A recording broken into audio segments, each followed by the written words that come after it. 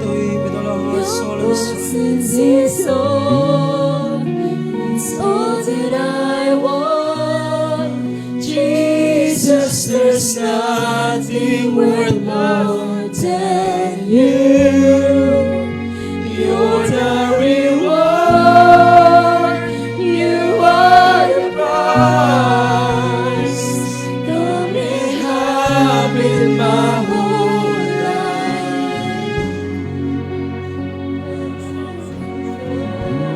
Jesus, we worship You. You are the greatest reward that we can receive in this life.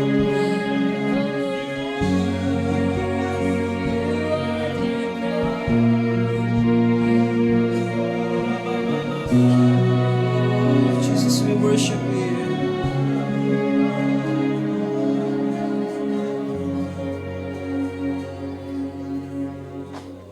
Father, we thank You this morning. Thank You for making You as our reward. You are the greatest reward that we can receive.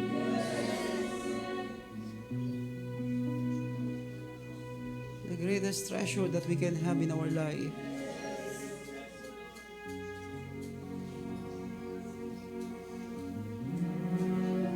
The only thing we desire is to know You and love You more.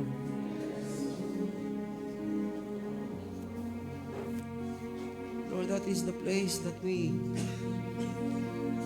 is the place where we want to be. A place of singing and knowing You. A place that we can behold Your face and Your glory. A place of closeness. A place of nearness before You. Because having You is more than enough in us. Lift up our hands to Him and love Him with all your heart.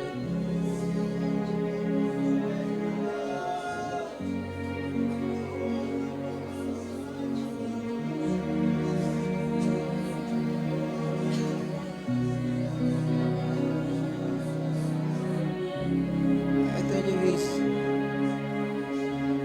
His pure love cleanses us all.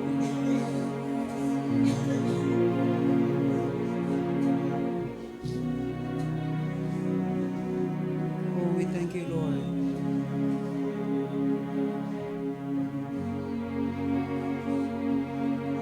It's the place where we want to be. A place where we want to dwell. We worship You, Lord. We worship You. Come on, just commune with Him for a few seconds this morning. Commune with Him. Open your mouth and talk to Him. Don't talk with your head. Talk with your mouth. Talk with your heart with Him. Express your heart. Express everything to Him. Oh, we worship You, Lord. We worship You. Oh, Yorobo Shande, Ande, Ande, Ande. Sikiri, la la la la la la, Mashindri, la la la la ma.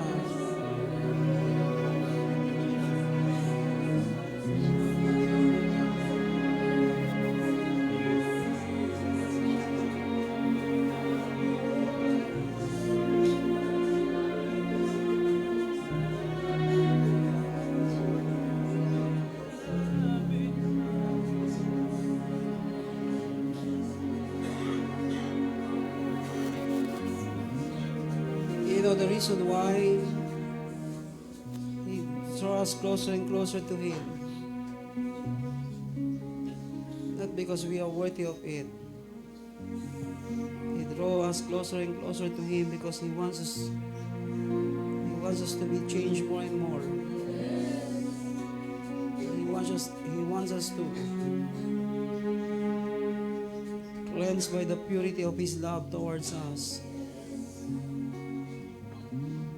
And He wants us to open His heart to us.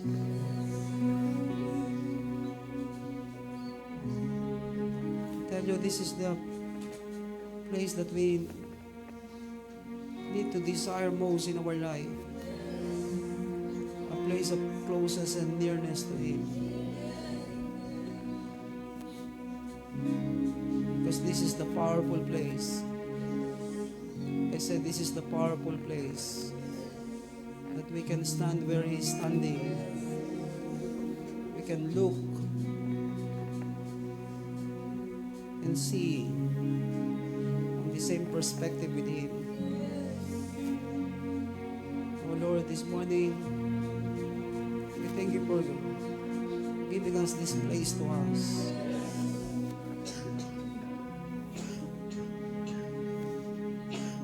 That we can touch Your presence. Not just feel the nearness of You, but knowing You inside our heart. Knowing You that You are here. You're here for us. You're here for us, not against us. So that we can do exactly what You want us to do. You are the greatest prize. You are the greatest reward.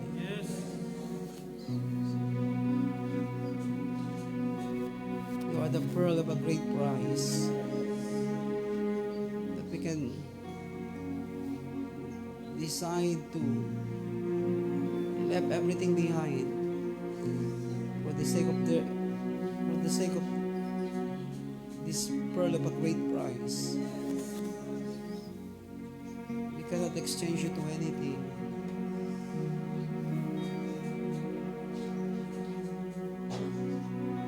Lord, You are the greatest treasure that we have found in this life. Father, we thank You. Just for the last time, lift up your both hands to Him and say you love Him. That you love Him with all your heart, with all your life. You love Him with everything. Come on, everybody, open your mouth and say to Him, oh, we love You, Lord.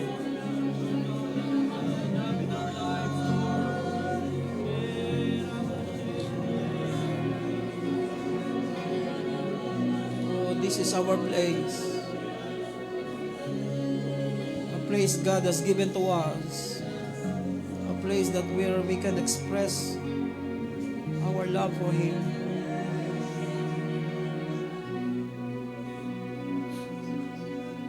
Without any fear.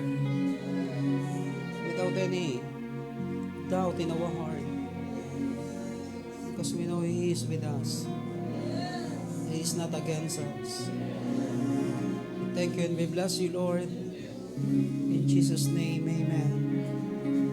Amen, amen.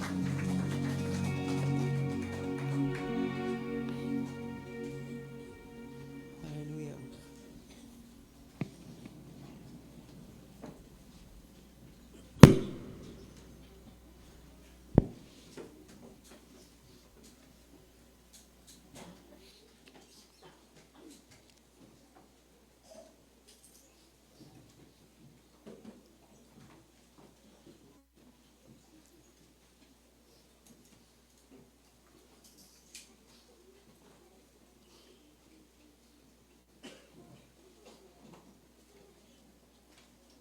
You know, before God bless you,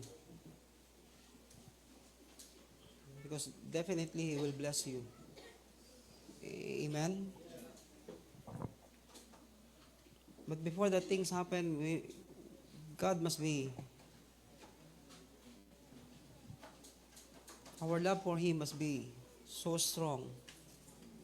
Amen.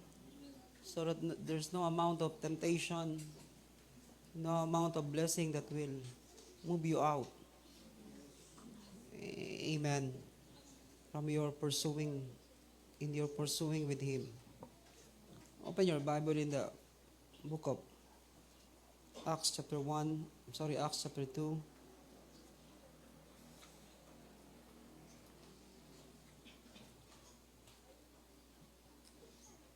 And I asked the Lord, Lord, what you want to say?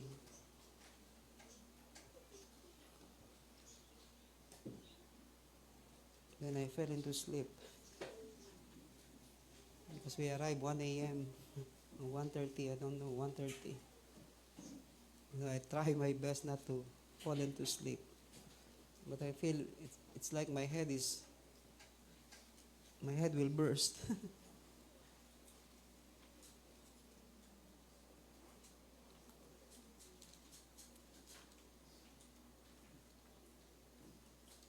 Acts chapter 2.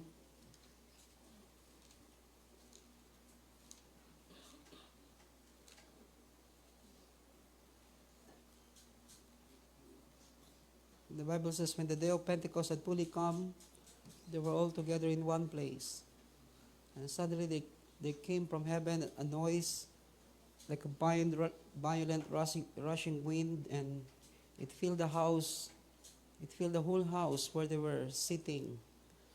And there appeared to them tongues as of fire, distributing themselves, and they rested on each one of them. And they were all filled with the Holy Spirit, and began to speak with other tongues as the Spirit gave them utterance. In chapter 2, verse 14, but Peter, taking his stand with the 11, raised his voice and declared to them, Men of Judea, and all you who live in Jerusalem, let this be known to you, and give heed to my words. For these men are not drunk as you suppose, for it is only the third hour of the day. Right, these things, we must have the right perspective of what God is doing. We must have the right perspective of what God is doing in the last days. You know, people don't know what God is doing. That's why they gave their own view of what is happening. They thought that these people are drunk. But Peter said, no, they are not drunk. They are full of the Holy Spirit. That's why we must stand where God is standing. We must know exactly what God is doing in our midst. I said we must know exactly what God is doing in our midst. You know, the Bible says in 1 Kings chapter 17, Elijah said to King Ahab, as the Lord the God of Israel lives before whom I stand, there will be dew nor rain except by my words. He can see exactly what God wants to do. He can declare and speak exactly what God wants to say. Hello. For us to be in that place will make our lives powerful, because God is already doing things, but these people have wrong perception of what God is, what is already happening on the ground. And I believe we as a church, we need to give importance to these things, that we can have the right perspective, right perception, rather than be in a place that instead of becoming part of it, we become confused. We become part of the confused crowd of not knowing what is already taking place on the ground. Hello. Like sometimes we gather ourselves because God speaks to us to gather ourselves to pray and fast, and some people will begin to think, oh, why we need to gather? It's a waste of time, waste of energy. We have so many things to do. There are more important things than praying and fasting. But they don't know that when we obey what God is saying to us, God will begin to move in a powerful way. Okay, are you listening? Amen. That's why this is important for us to know. Like Elijah, he said, as the God of Israel live, before whom I stand, there will be neither dew nor rain except by my word.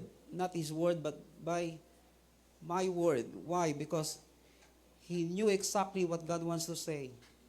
And he knew exactly what God wants to do. His perspective is the same with the one whom he is standing with. Amen. When Ezekiel, when God said to Ezekiel, can these dry bones live? Ezekiel said, Lord, you know. You're the one who know if these dry bones will live.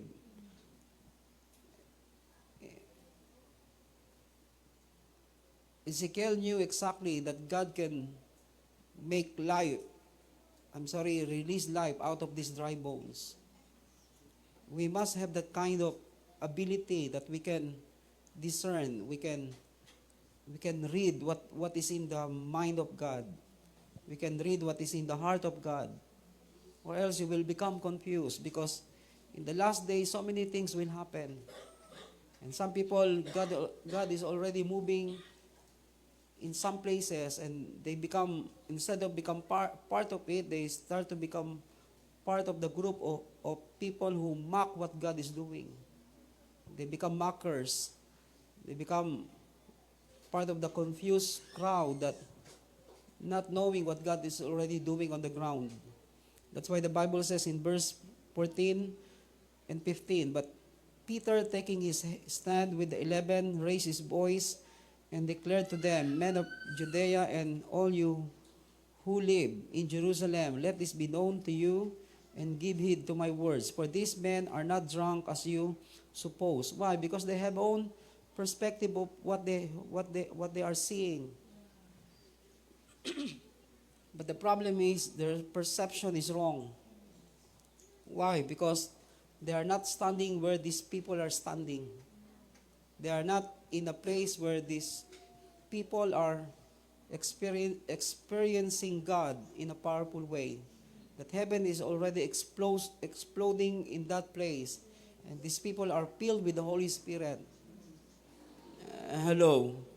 Okay, do you understand what I'm saying?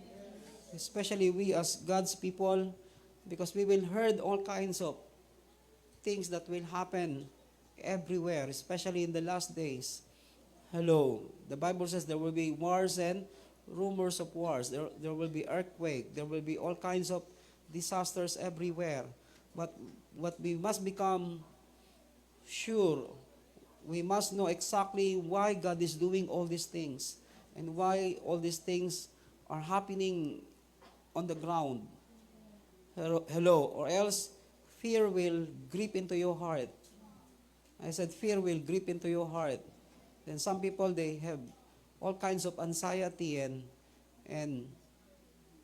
things that push them away, push them out into the streamline of what God is doing, because they have wrong perspective of what is taking place. Hello. Hey, are you here this morning? Amen. That's why we must have the right perspective of what God is saying. Amen. Of what God is already doing on the ground. Amen. You know, recently there's a meeting that happened. Amen. They call it transformation or revival in Manila. You know, the problem is people who come into that gathering, they thought it's just for them.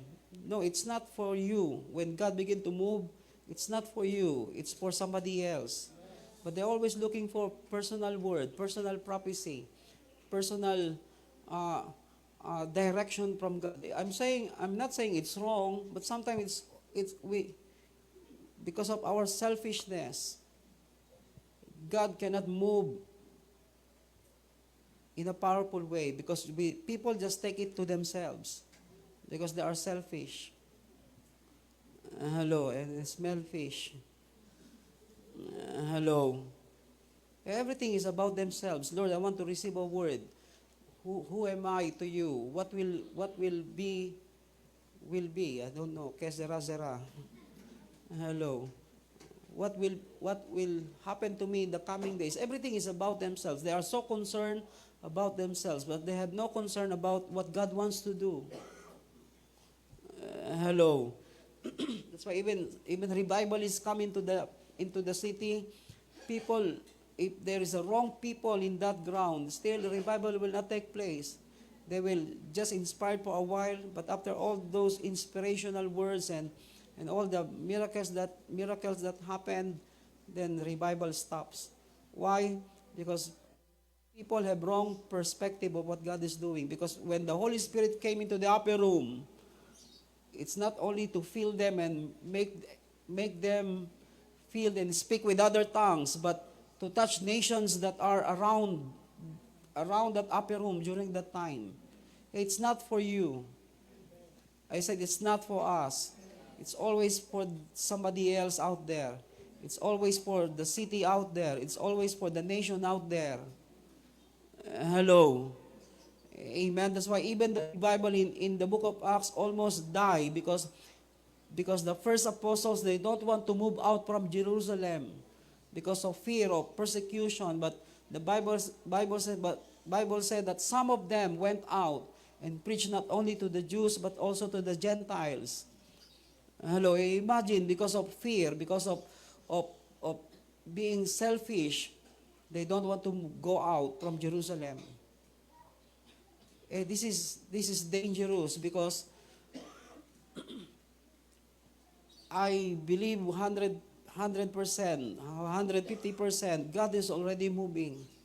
But people who are selfish, they are the one become danger to the move of God. That's why we must have this perspective the same with Him. I said we must have the right perspective of what God is already doing. Hello, like in our church we see how God begin to use us to touch the next generation. It's not easy, it's expensive too. Hello. Then people will begin to think, oh, why we waste resources, or why we waste our energy, wasting our time doing it. They are young. Maybe they will not understand what we are saying to them, what we are doing to them. It's not important. The important thing is we obey God. Because when we obey God, He will work on our behalf. I said He will work on our behalf. Amen. Why? Because it is not us that will work. It is Him that will touch the next generation. It is Him that will bring the next generation to the knowledge of Him. Amen. That's why we must be. We can see exactly what He see. I said we must see exactly what He see. We can speak what He is exactly speaking from above. Amen. So one is too humble before God. Like Ezekiel, he is too humble that he said, Lord, you know. Why? Because God said to him, can this dry bone lives? Ezekiel, can this dry bone lives? Ezekiel said, Lord, you know. But Elijah is so confident enough. He said, as the Lord, the God of Israel, live, before whom I stand, there will be neither dew nor rain except by my word. He did not quote God, he speak as God. Why? Because he's standing where God is standing. We must be in that place. Sometimes we humble ourselves. Sometimes we need to become confident enough because we know who He is. We know where He is standing. We know what He is saying. Hello. Is these things clear to us? Amen. If we will just talk about how you will solve your problem, 10 steps to, I don't know how many steps you need. Hello. To move out from your anxiety. And we will go nowhere. Hello. Hello. kung may dapat na magkaroon ng anxiety, siguro si Elijah. Why? Because everybody is looking for his life. Everybody wants to kill him. the 850 false prophets in Israel wants to kill him. And yet he can speak before the king. He can speak before King Ahab, there will be no dew nor rain except by my word. Hey, imagine, God did not give to him 10 steps to move out from anxiety. Hello, He gave him the word. He gave him a place that where he can stand and he can speak like him, talk like him, declare like him, move like him. That must be the place that we need to pursue in life, that we can have the same perspective with him. I'm not saying don't read the book. Don't read the book. 10 step to overcome ano ba mga problema ngayon? I don't know. 10 step to overcome anxiety, 5 steps to ano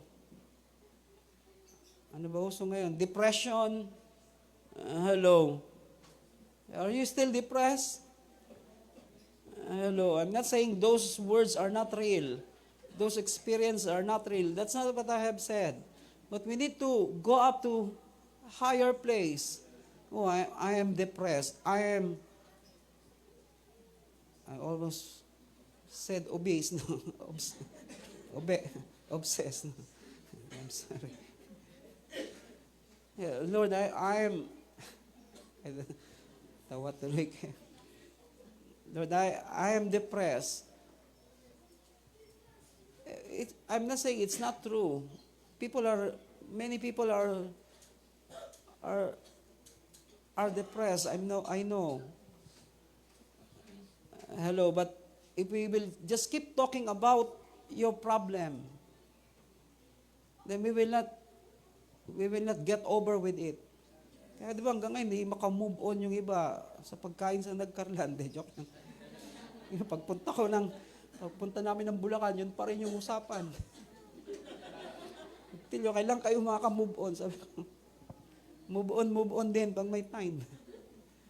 But I tell you, we need to talk things differently.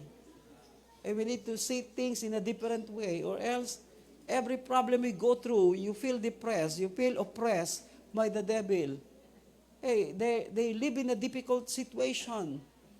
They go through difficult circumstances, and yet they don't talk about how you solve your problem in 10 steps. Hello. They know the secret of standing where he is standing. Hey, this is our strength. Hello. Hello. Nauso pa noon yung chicken soup for the soul. So people become more soulish. Hello, they become more emotional.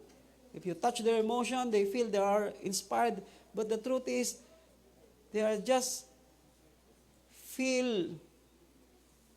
feel light inside. But heaviness will take over once again. But Elijah is different. Imagine there's no hope because all these bones are very dry. I'm talking about Ezekiel.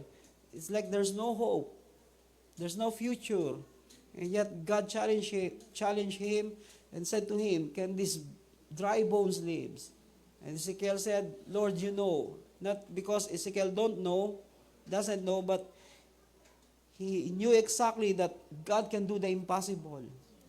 Hello. Hey, don't lose hope. We will never lose hope if we know what God can do. Yes. I said we will never lose hope if we know what God can do. Yes. That He can do the impossible. Yes. Hey, we will talk about how to overcome all this temptation. 10 step. That's my favorite number now. 10 steps. 10 steps to overcome this. 10 steps to overcome that. You will get tired. Iba, 3 step pa lang, nihingal na. Hello. Nagputol kami ng halaman dyan sa baba, sa labas. Dilim, panahin ko agad. Ayoko na. I tell you, we need to be in the place that we can exactly say what He is saying. Because the day is coming, we will hear all kinds of things happening everywhere. If we don't know exactly what God is doing, you will get deceived. I said deception will hit so many people. Hey, imagine, even pastors get involved in spiritism. And they call it revival. If you are not standing where he's standing, all kinds of deception will happen into so many people. That's why, imagine people said, oh, they are drunk with the new wine. But Peter said, no, they are not drunk. They are filled with the Holy Spirit. Hello. Kaya minsan, di ba, pag kayo iba, nag-aapoy sa Diyos, oh, wala yan. Ano ka lang, huwag ka masyadong overexcited. Why? Because we have wrong perception of what God is doing into their life.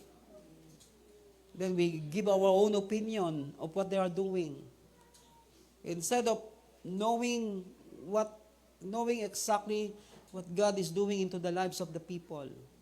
Kaya minsan, pag nakita malungkot yung kapatiran, kakausapin agad. May problem. Anong problema mo? Umamin ka, may problema ka.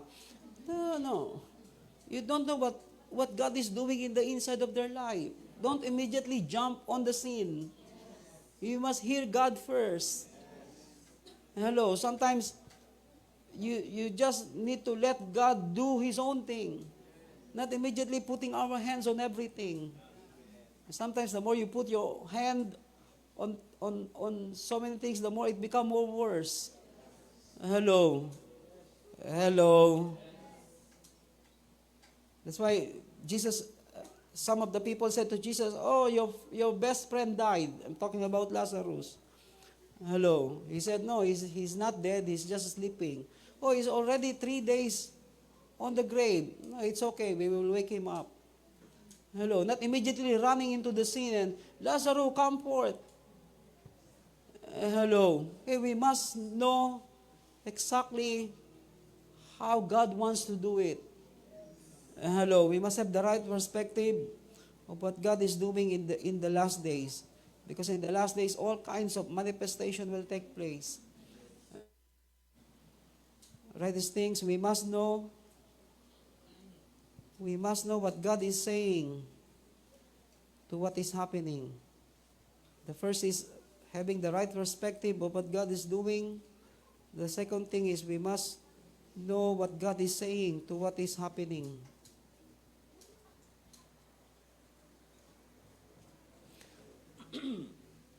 That's why the Bible says in verse 16, but this is what was spoken of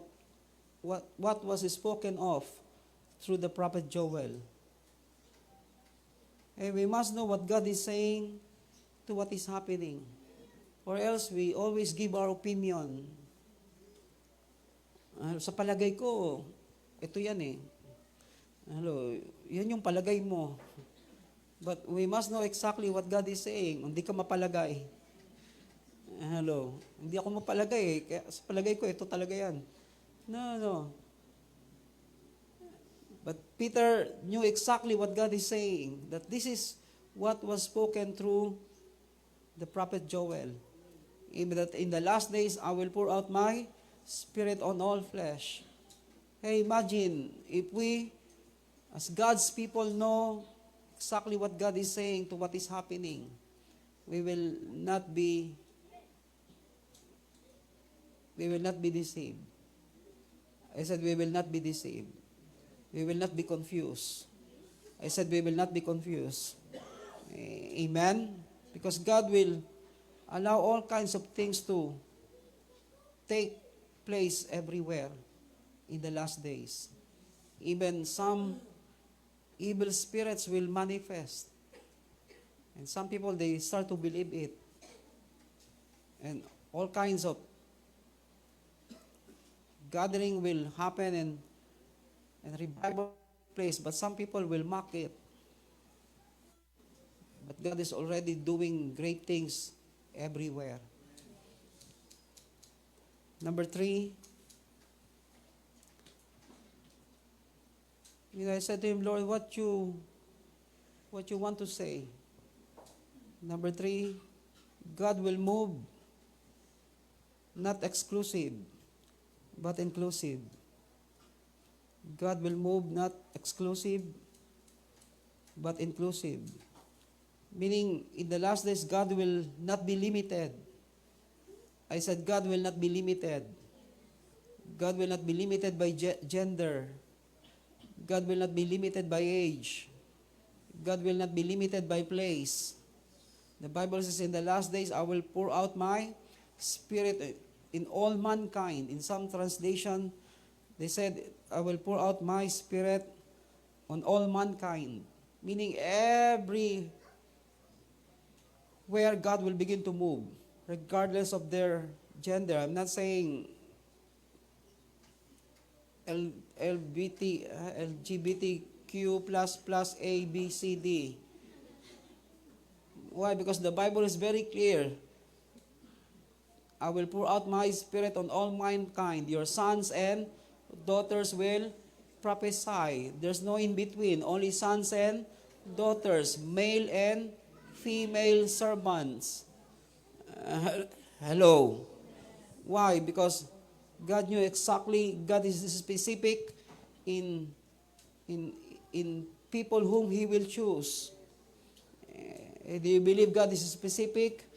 He will not speak in general. He knew exactly the group of people He will pour out His Spirit. Amen? Hello. Are you listening? That's why God will move not exclusive but inclusive, meaning He will move to all. He will move to everyone whose hearts are open, whose hearts are desiring, whose hearts are pursuing Him. Amen? That's why the Bible says, and it shall be in the last days that God says that I will pour forth my Spirit on all mankind. Imagine, on all mankind, meaning as the water covered the sea, the whole earth will be filled with His glory. He will move unprecedentedly, meaning He will move so strong that everybody will know He is already on the ground. I said God is already on the ground. When the day of Pentecost had fully come, He did not come in silence. He came with a big noise, with a loud noise. Hello, so that let everybody know He is already on the ground. It's not a secret move. It will be a move that everybody will begin to hear and see. They will see. People will see. The world will see that He is moving. He is on the ground. He is already walking on the ground. He is already moving on the ground. Amen. That's why, all these things, we need to prepare ourselves and prepare the whole church that God will move not exclusive but inclusive. Meaning all of us must become part of it. I said all of us must become part of it. Amen. Hindi kami, ito lang yung department namin. Sa giving lang kami. Totoo. Hello, even in giving, they don't give. Hello, they have no any part. No, all of us must have a part. Hello. Amen. I said all of us must have part of what God is doing. Amen. Why? Because when God begin to move, it's not exclusive. It's inclusive. Meaning, it will not be limited to some people. It will not be limited to few elite ones. But in all kinds of people, God wants to move. Amen. That's why I will pour forth my Spirit on all mankind. Are you mankind? Hello. Hello. Hey, all of us are God's people, and He will move through all of us, not to some of us. I said not to some of us, but to all of us. Amen. That's why don't exclude ourselves. I said don't exclude ourselves. We must include ourselves in all that God is doing. I don't want to be included with that thing because I'm busy with this, I'm busy with that. Minsan nga, nasa church na, hindi pa rin mapakali. Hello, maya-maya tingin sa cellphone, maya-maya Hello. Amen. Minsan gusto mong pauwiin. Uwi ka na nga lang. Hello. Why? Because they are not included. They exclude themselves. Hindi, iba kasi yung ano ka eh. Iba yung pagkatawag ng Diyos sa akin eh. Sa labas talaga ako. Hello. Panglabas ako. Siguro kayo pangloob. I don't know why people think that way. No, all of us must be on the same place. That's why before the day of Pentecost arrived, the Bible says they were all together in one place. Amen. Meaning they are all on the same ground. I'm not saying geographically, but their mind and heart are on the same will and purpose of God to do into their lives. Amen. Amen. Number 4, God will raise up a prophetic generation. God will raise up a prophetic generation. People who hear God's voice. Amen. People who hear God's voice. Visionaries. Amen. People who hear God's voice, visionaries. Amen. The Bible says in verse 17, and it shall be in the last days, God says, I will pour forth my spirit on all mankind, and your sons and your daughters shall prophesy, and your young men shall see visions, your old men shall dream dreams. Amen. Hello, they are dreamers. Not having a nightmare, but they have a dream of God. Amen. They have God's dream in their heart. Hello, they have God's dream on their head. Amen. That's why God will raise up a prophetic generation in the last days. Meaning, this generation have an ability to hear God's voice and speak God's voice. Amen. That's why we need to raise not just the young people, but all of us. Amen. We must rise up in a place that we can hear and we can prophesy. We can declare what God is saying. We can prophesy what God is saying. Not just move in what you see with your natural eyes. Hello. Kaya minsan pagka ito malungkot, kausapin ko to, malungkot. No, don't you must see beyond their faces. Hello.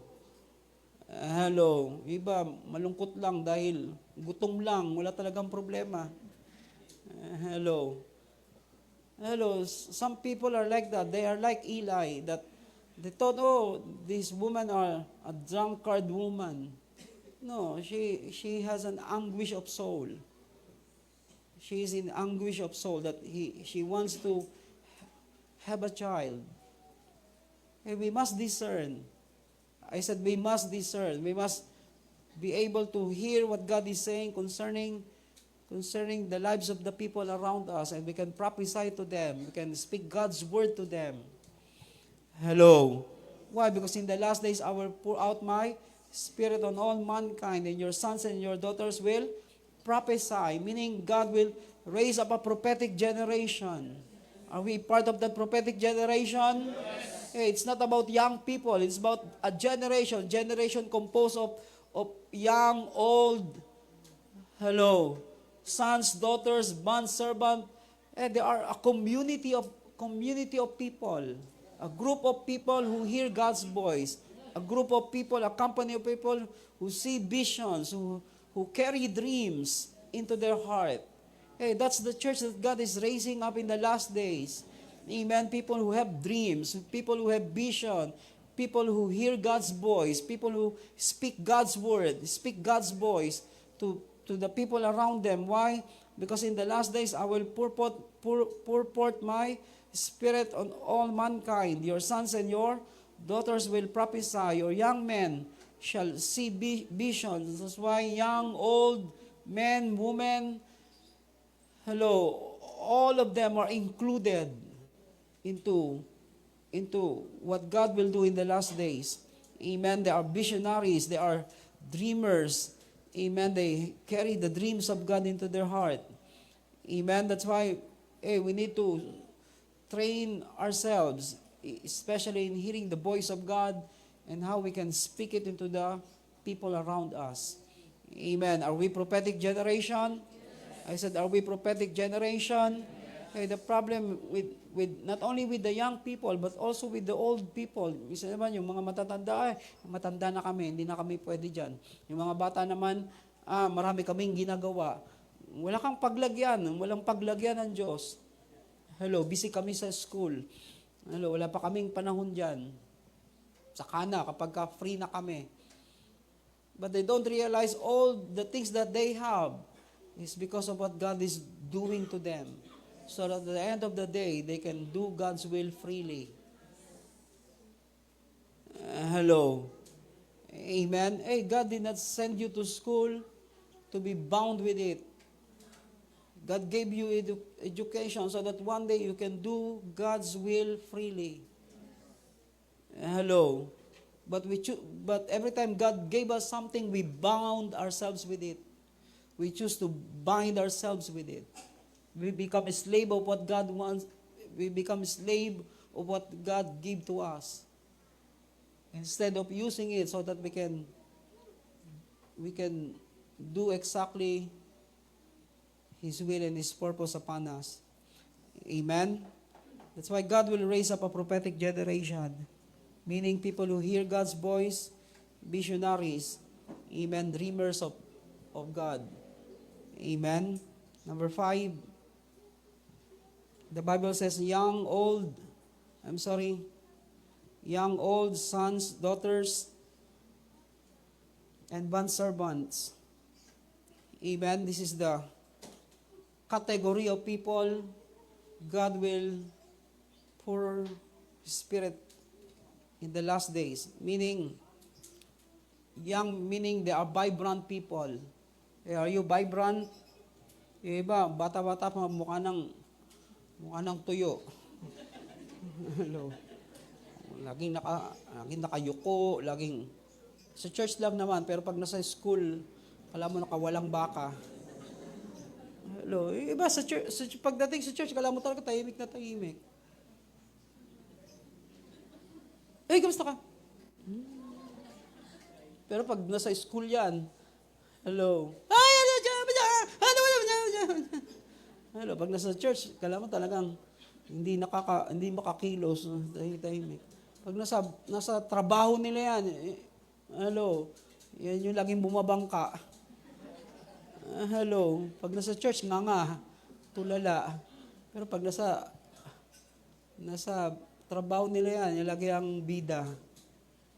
Tell you, I hope you're not that. Hello, talagang katabi mo, hindi naman ikaw yun.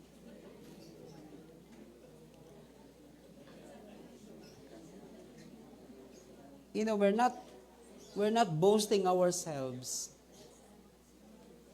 I said we're not boasting ourselves. They said, some people said, the message that retained to so many people during the conference is our message. I don't know how true it is. And some people said, the moment we lead the worship, some of them, they feel the strong presence of God. And sabi ng isa, hindi pa sila umaakyat. They already feel the presence of God. I tell you, it's not boasting. If that is the place that God gave to us, then it's better for us to secure it in our life. Hello, don't lose it. Guard it. I said we need to guard it. Hello. Hey, young meaning they are vibrant. Hey, are you vibrant? Hello. Yung iba mukha nang hindi nagbabibe, hindi mukhang vibrant, mukhang Hello. Young people are very deceiving. Hello, pagka Pagka nasa bahay yan, hindi yan nagmumura.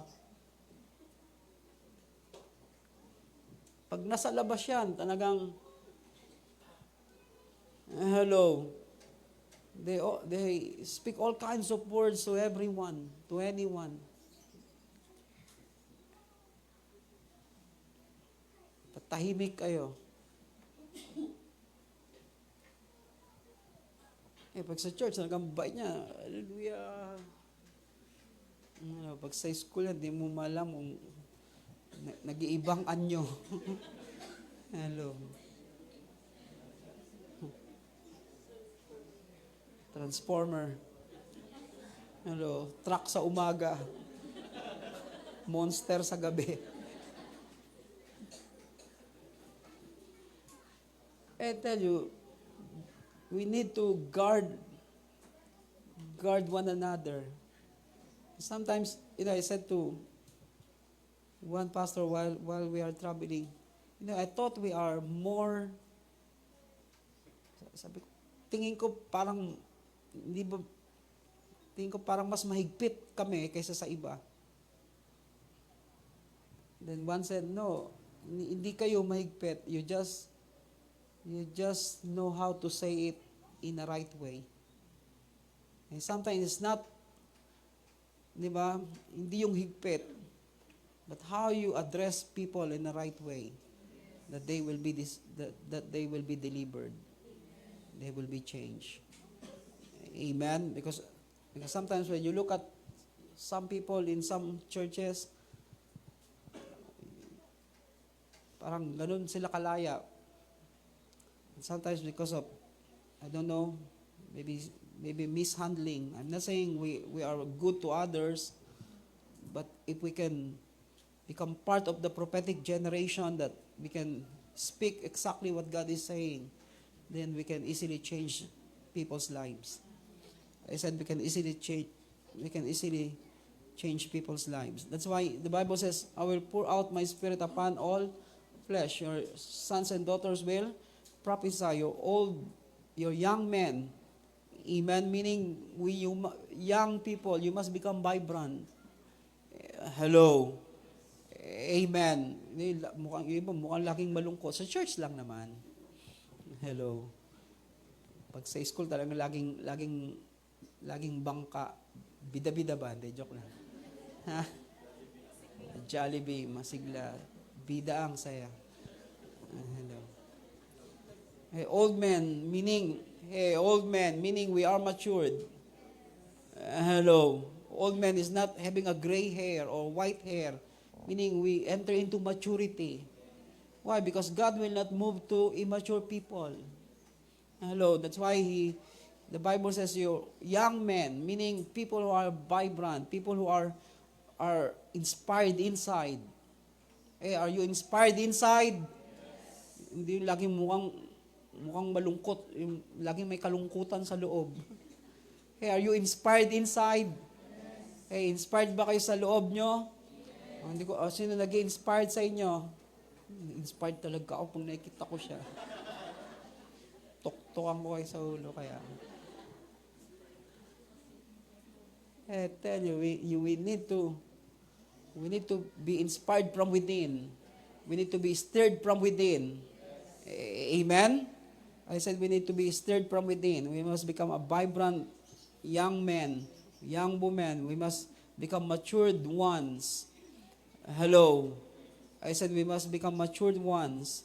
Amen? Not only to young, not only to old, but also to your sons and daughters, meaning people who carry God's identity. They are the category of people that will receive the outpouring of the Holy Spirit. Amen? People who carry God's identity. Until now, they thought they are matured because, I thank you for the prophecy that I received, that one day I will be like this, I will be like that. Because you don't know who you are in Christ. Still, you want to hear something that will make you identify yourself by what others are saying concerning you. I don't know, but every time we desire to be prophesied by somebody, that things did not happen. Sometimes God knew how to discourage you, not to receive identity from anyone. You must know exactly who you are in Him, not to what others are saying concerning you. Hello. At least very few people prophesied to me. But those few people, I know exactly that what they are saying is not to hype me. Hype you. Oh, ha? Hype ka. Ikaw din, sabi niya. Wala si Beck. Nasa si Beck? Si Beck mahilig sumagot ng gano'n. Full tank. Sir, full tank. Sabi ni Beck, full tank ka din. Sorry, it is live. Wala ba si Beck? Nandyan. Huwag niyo kausapin si Beck kasi gumaganti yan. Lumalaban yan. Sabi nung sa gasolinan, Sir, full tank. Sabi, si Beck ang sumagot, full tank ka din. Uy! Joke lang yun, Daddy. Okay. Marunong din pala. I tell you, sons and daughters, meaning we know who we are in Christ. We carry God's identity. Hello. I said we carry God's identity. That's why the Bible says, I will pour out my spirit to your sons and your daughters, to your young men, to your old men. Amen? Imagine, God gave you the Spirit, and still you don't know who you are. Amen? Then you will use it to create your own identity. Hey, that's the problem. That's why before God gave you His Spirit, you must know who you are first, so that you will not create another identity out of what God gave to you. Hello. That's why some people, when they become anointed, then they create identity for themselves. They make, papagawa sila ng, tawag doon, calling card, prophet, apostle, evangelist. Why?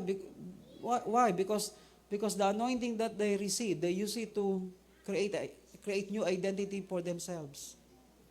That's why before God trusts you with something, make sure you know who you are exactly first.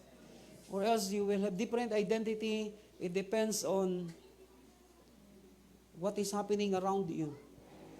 Hello. Amen. But look at Jesus. Even though He's the Son of God, still He washed the feet of the disciples. He can work with anyone. Why? Because He knew who He is. Kahit paanong gawin niya, alam niya kung sino siya.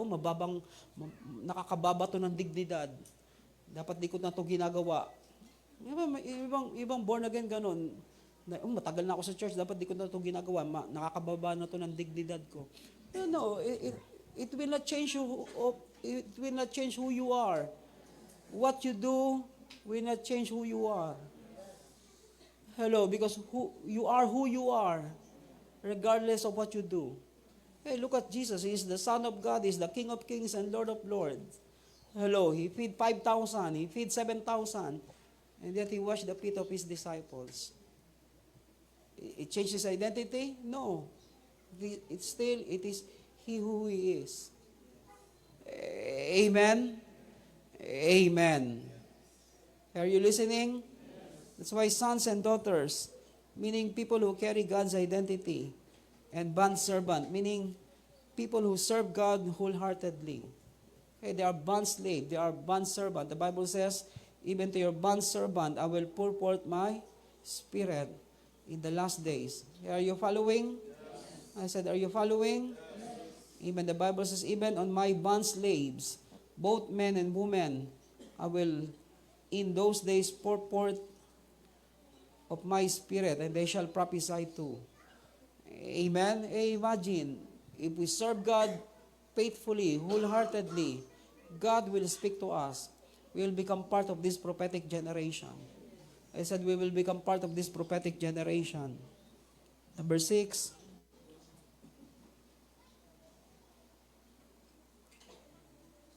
What God wants to say to us concerning the things that will happen in the last days. Number 6, God will move the heaven and shake the earth. God will move the heaven and shake the earth. I tell you all the things that is happening everywhere, not only in the Middle East. Everywhere something is happening because God is moving the heaven. He is moving heaven to earth and He's shaking the earth too. The Bible says when the day of Pentecost had come, they were all together in one place. And suddenly there came from heaven a noise like a violent rushing wind. And it filled the whole house where they were sitting. Hey, imagine what is from heaven is now moving towards the earth. Hey, in the last day, we will see all activity of heaven will manifest here on the earth. You know, people talk about death, talk about, they said, oh, I hope they are not checking on us. If people talk about death, oh, they want to die together, they want to go to heaven together. It is only God will decide. Hello. I said, it is only God will decide. One pastor said, maybe Pastor Cyrus died because he's not the man God sent to Philippines. I almost want to say, that man is still not changed. The way he speaks still is not changed. Nobody can say and give opinion to things that he don't know fully. Hello. It's only your opinion, but it is not what God is saying. Sabi ko doon sa nagsalita, buti hindi ako nakausap niya. Dahil kung ako nakausap niya, may kalalagyan siya. Hindi, joke lang. I tell you, nobody can say that. Nobody had authority to say that.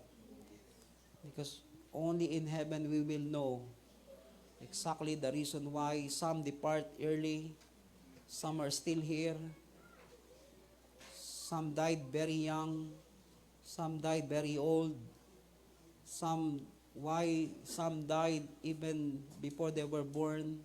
We don't know. Because only God knew God knew the beginning and the end. Hello. Some people, God take them out because God knew the future. Hello. That these people will not overcome. Or these people, I don't know. We don't know. We cannot give our opinion. Amen. Unless we hear exactly the reason why God did it. Hello. I almost want to deal that man. Because that's your opinion. Because they're also promoting somebody that will become the one that will touch the nation. I said, oh, definitely he is not the one. Hello. Hey, this is important. Amen? Are you here? That's why God will move the heaven and shake the earth. Amen? That's why heaven is coming into the upper room. Everything that is in heaven is coming into the upper room. Amen? He's moving heaven towards us. That's why in the last days, all kinds of supernatural things will begin to happen. Especially some gathering will trigger heaven to come down. Amen? So we don't know. Maybe one of our Arise Shine, maybe one of our prayer meeting, maybe one of our Sunday service, maybe one of our conference that will trigger the heaven to come so powerfully in our midst and touch our lives and touch the whole city we are in. I tell you, this is what will take place in the last days. Amen. Not only that, but He will also shake the earth in chapter 4, verse 31. Acts chapter 4, verse 31. And when they had prayed, so I tell you, prayer is important. Amen. Okay. That's why we just do some reshuffle of prayer group. Hello, so that we will not be familiar with one another, and we can pray seriously concerning the will of God and the purpose of God. Prayer is not just about petition. Prayer is about praying for God's will and God's purpose to be done. Amen. Is that okay with you? You will become part of new group. Parang That's Entertainment, Monday group, Tuesday group. Okay, iba din na naabutan yon. Kaming mga pinanganak na lang ng 80s, 70s. Hello. Hello. Parang yung grade 1 namin, dalawang section. Yung isang section, mga mapuputi. Yung pangalawang section, itim na magkakapatid. Joke lang. Wala namang magulang ng grade 1 dito. Sabi ko kayo, may discrimination talaga kayo. Hindi, daddy. Ano lang, may level kasi. Hindi, tingnan mo yung kulay. Kaparehas. Lahat ng grade 1. Lahat ng grade 1 na mukhang yayamanin doon, magkakasama. Just joking, but they are all good. They are all intelligent ones. Are you listening? Amen. The Bible says, and when they had prayed, the place where they had gathered together were shaken, and they were all filled with the Holy Spirit, and began to speak the word of God with boldness. Imagine, God is not only moving the heaven to the earth, but God is also shaking the earth. Hello, with this group of people. I tell you, they are not just the planet shakers. We are the real planet shakers. Amen. Amen. That we can shake the ground when we pray. When we pray, when we come together, when we push in the Spirit together. The last thing that I want you to expect that will happen in the last days, there will be massive salvation. I said there will be massive salvation. See your family included in this massive salvation. Massive exodus of people from darkness to light. Massive exodus of people from darkness to light. From bondage into liberty. From bondage into liberty. From sickness to healing. From death to life. From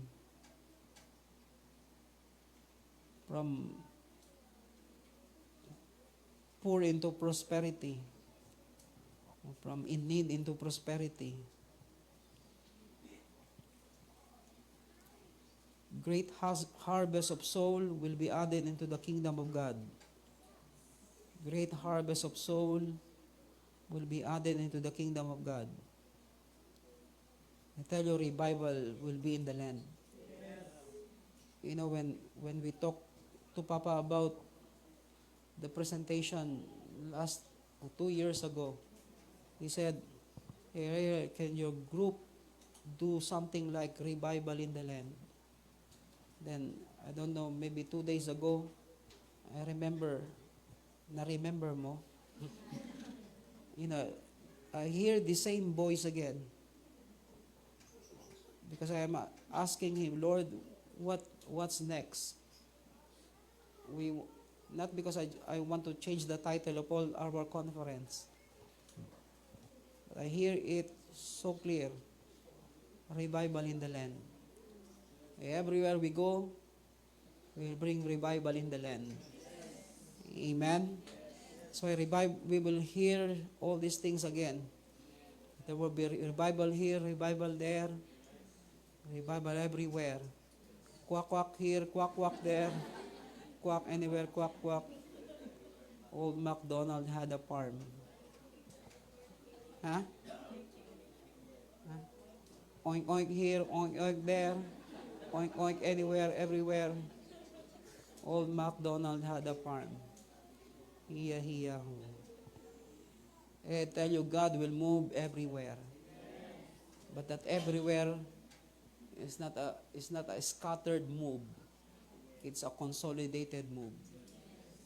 Why? Because people will come together, united in heart, united in spirit, having one mind, one heart in finishing God's assignment on the ground. Are we listening? That's why if you want to ask God what will happen, I believe this is what we'll do. This is what God will do. Revival will take place. I said revival will take place. Let's all stand this morning. Can we?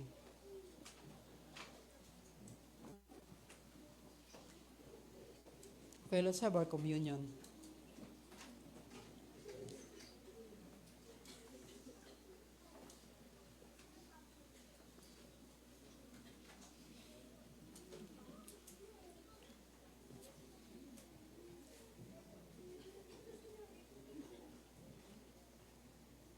That's why nations are shaken.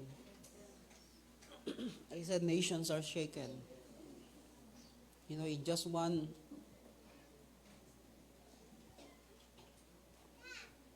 situation that had happened in some place, every nations around them are shaken. Because this is part of God's. Salamat sa Kristan. Okay, joke lang. Ha? Sa Kristan. Kazakhstan. I just want you to make happy. Hello, don't look like depressed. Are you here? Yes. I know some of us are tired from our work, from our job. You know, be always inspired from within. Be always stirred from within. Amen. And the things that need to use as motivation is your love for God and love for His presence. Amen. And seeing with your eye that you will cross the finish line. Amen. That you will not stop. You will not stop in between, but you will finish and cross the finish line. Amen. You know, some people, they use all kinds of motivation, but our motivation is God. I said our motivation is Him. We are not motivated by blessing. We are not inspired by all kinds of things around us. But what inspired us is the one living in the inside of our life, and none other than God. Amen. Father, we thank you right now. We are so motivated because of what you have done in our life. Thank you for this bread and wine that symbolize your blood and your body. Your body that was bruised for our sake. Your body that was crucified for our sake. So that we can have freedom. We can have freedom to run this race. You know, the Bible says in Hebrews chapter 12, looking unto Jesus, the author and the finisher of our faith, who for the joy that is set before Him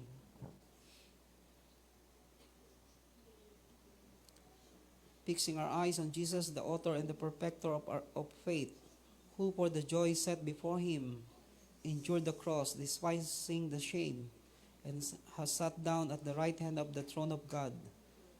For consider Him who has endured such hostility by sinners against Himself, so that you will not grow weary and lose heart. Hey, imagine if we use this motivation, if we use this as our inspiration, looking unto Jesus, the author and the finisher, who died on the cross for our sake.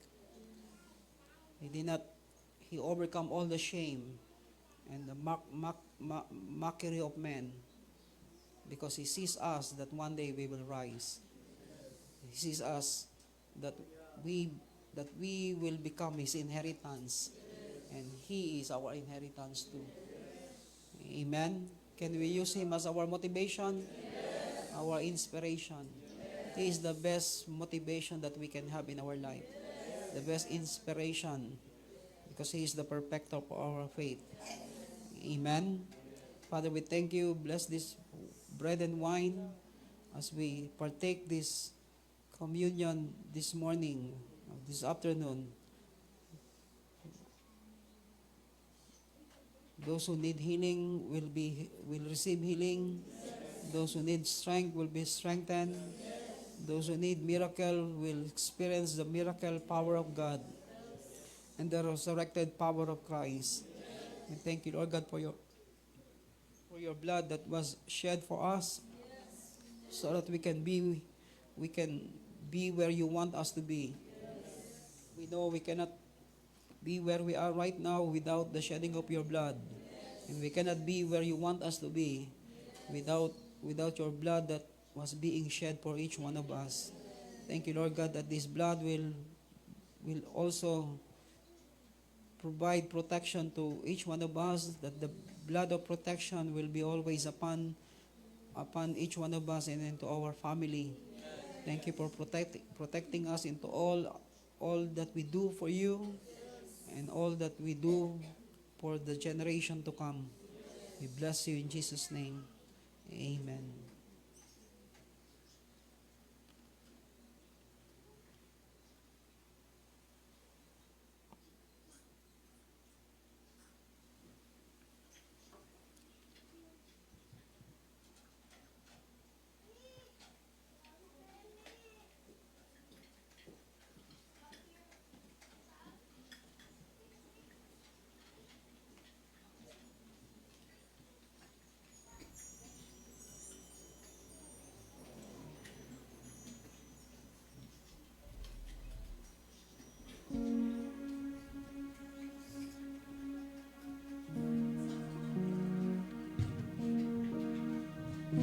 In a way, I heard so many great testimonies, how God blessed them, how God gave them all the material things, and yet still inside their hearts there is emptiness. There is a empty hole. Empty space that only God can fill.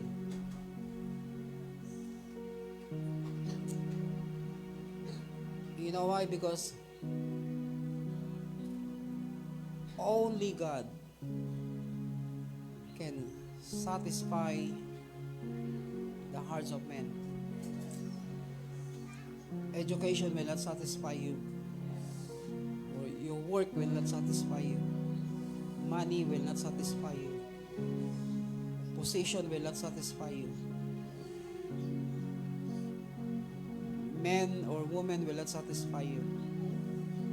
Only God can. I said only God can. But it's not just loving Him, because loving Him is not emotion. Loving Him is obeying His will, finishing His purpose, finishing His assignment in our life. I hope these things are clear to all of us, because sometimes we have wrong use of God's presence. We thought that we come to Him so that we feel lighter from the heaviness that we carry in our heart. No, it's not making it lighter. It's for you to understand that you are made to do His will, that we are created to finish God's purpose and God's assignment while we are still living here on the earth.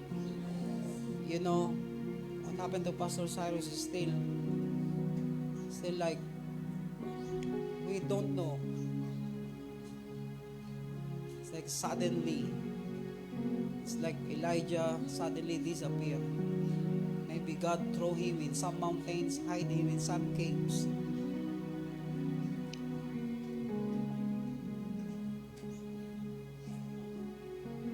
And some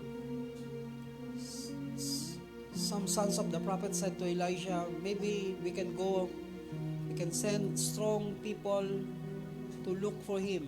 Maybe God just hide him on some caves, throw him in some mountains. Maybe one day he will appear once again.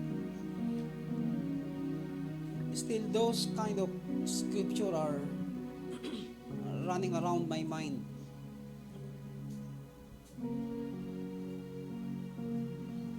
But one thing for sure, when Elijah was taken up, Elisha began to rise. A new generation is rising. I said a new generation is rising. And we are the new generation that rising. Amen. This is important for us to put this deeply in our heart.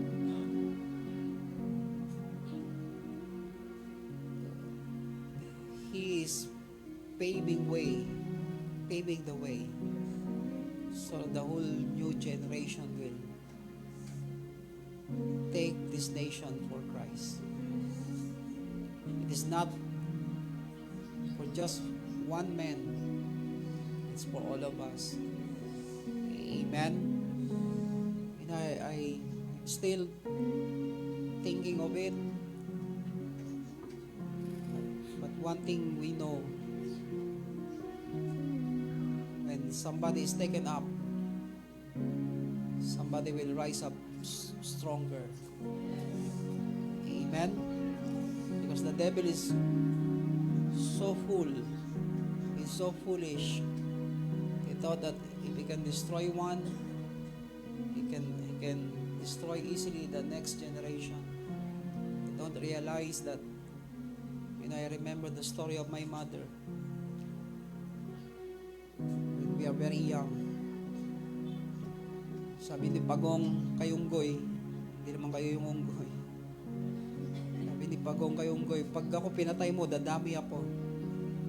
Kaya hindi niya pinatay si Pagong. I tell you, deception. The devil deceive people, but the Bible says they don't realize that he is more deceived. He is the one who is being deceived by the deception that he carry in his heart.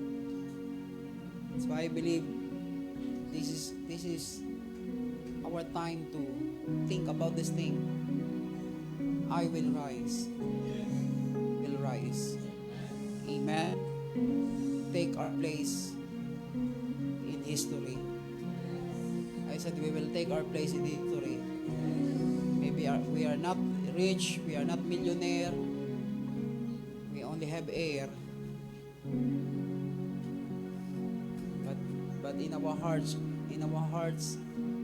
we are rich in love, we are rich in passion, we are rich in strength in pursuing God's will and God's purpose in our life. Lord, we thank you. Thank you, Lord. Come on, let us sing that song to Him. Lord, you are that we want. Lord, your presence is all that we want. Lord, your presence is all that I want. Jesus, there's nothing worth more than you. You're the reward. You are the prize. Come in high.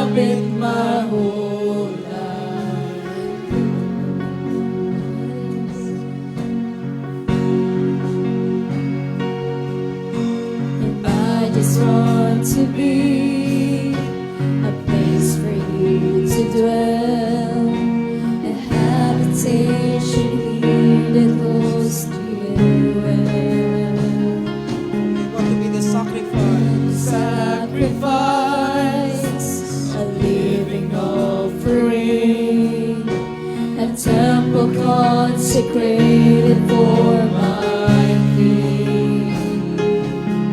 So come and make your home inside of me.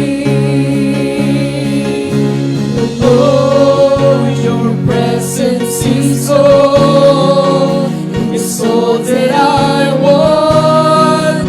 Jesus, there's nothing worth more than you. You're the reward, you are the prize. Come inhabit my whole life. Oh, I would rather be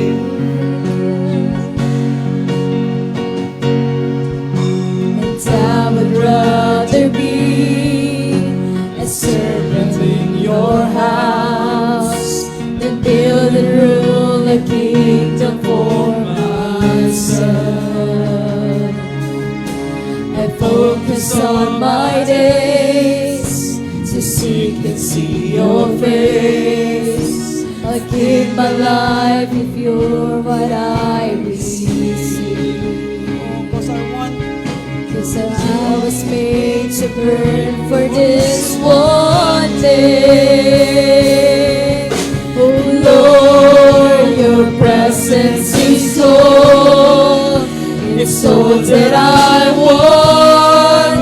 Jesus, there's nothing worth more than you. You're the reward, you are the prize. Come inhabit my whole life. Oh Lord, your presence is all. It's all that I want. Jesus, there's nothing worth more than you.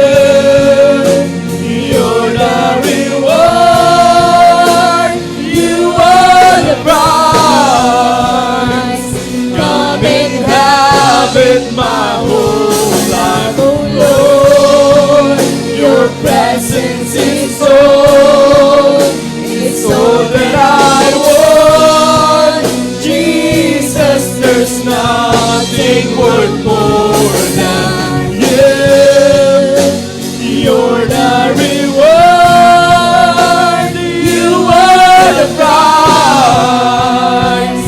Come inhabit my whole life. Come inhabit my whole life. we worship you, Lord. I'm living for is just to know and love you, Lord, whatever it costs. Lord, God is love. I just want you. The one thing that I'm living for is just to know and love you, Lord. Whatever it costs. Whatever it costs, Lord, I want it. I just want you. The one thing I'm living for is just to know and love you, Lord. Whatever it costs, Lord, all I want is you. I just want you. Your presence is all. It's all that I want. Jesus, there's nothing worth more than you. You're the reward, you are the prize. Come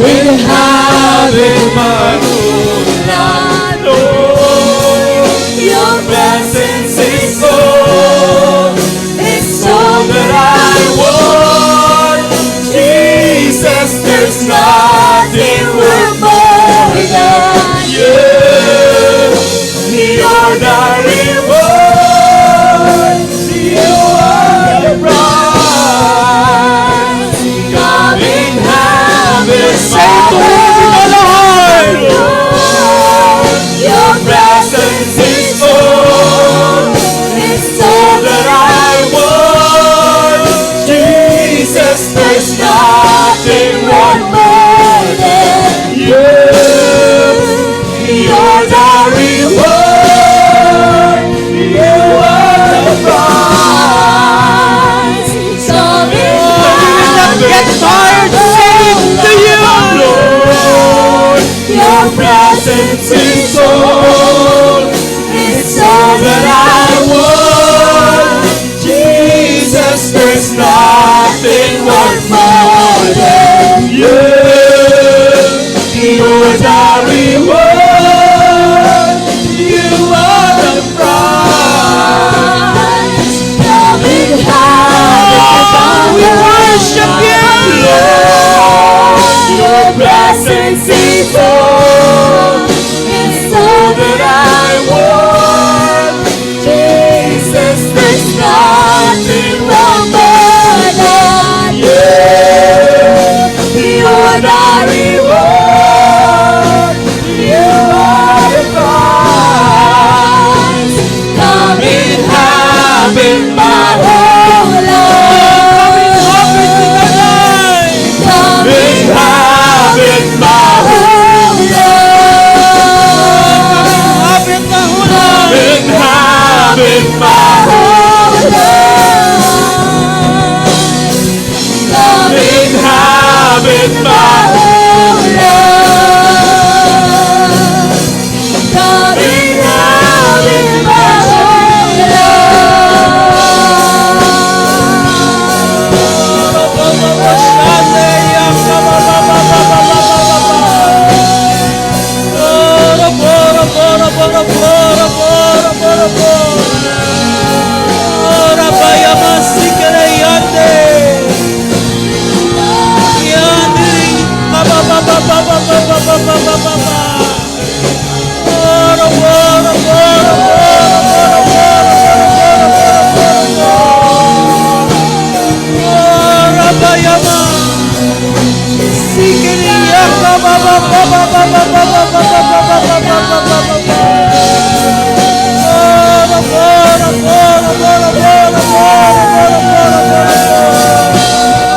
Come on, lift up your hands to Him. Lift up your hearts to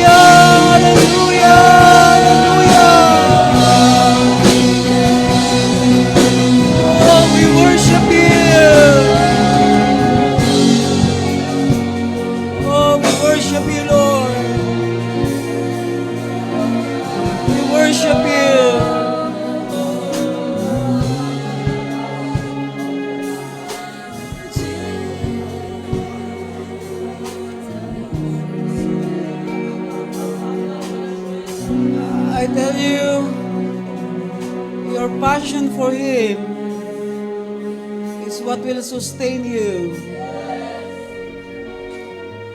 Is what will sustain the strength that you need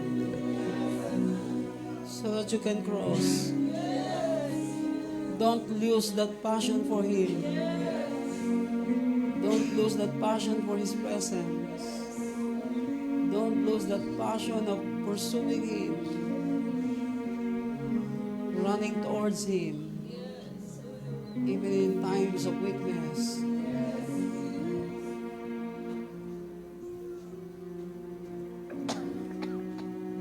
Always run to Him. Don't run anywhere. Run to His presence.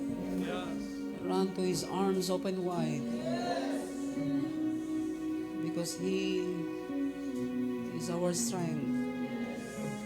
We always found strength in Him. His touch strengthen you for the rest of your life. I tell you, until we see each other on the other side. Oh, this passion that we have for Him will carry us through. Father, we thank you. Just every time we think of you, this passion getting stronger and stronger. Just thinking of you.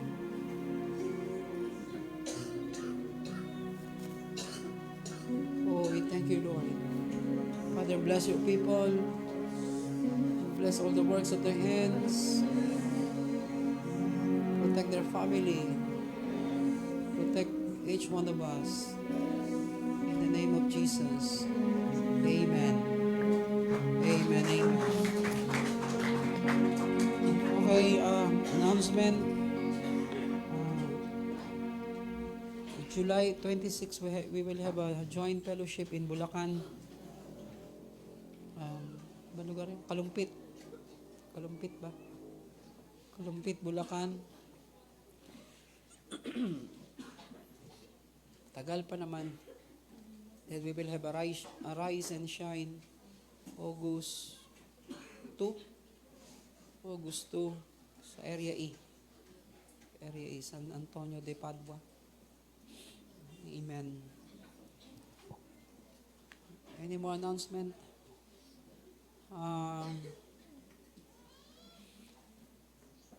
Kinig kayo? Okay, no more announcement? Ha? Okay, prayer group. Paano natin pagpapalit-palitin yung muka? Hindi, joke lang. Ha? Ha? Okay, sa GC na lang. Just wait on the announcement sa GC. Who will be your new group? Sigurado ayaw niyong palitan yung mukha niyo ng mukha ng iba. Amen. You love your own face.